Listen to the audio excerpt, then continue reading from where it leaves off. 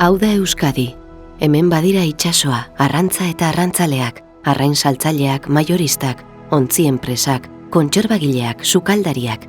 Hemen itsasoa eta arrantza gure DNAren baitan dago. Arro itsasoak erakutsi digun guztiagatik. Arro gure portuei bizia dariela ikusteagatik eta gure bizia portu zinguratuta egoteagatik.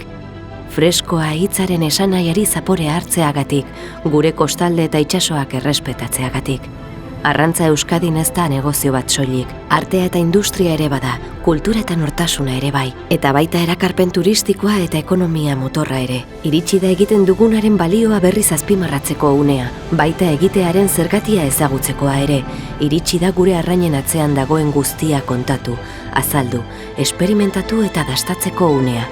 Ongi etorri arrantzaleko fradiara, itsasetxera, orain denon etxea.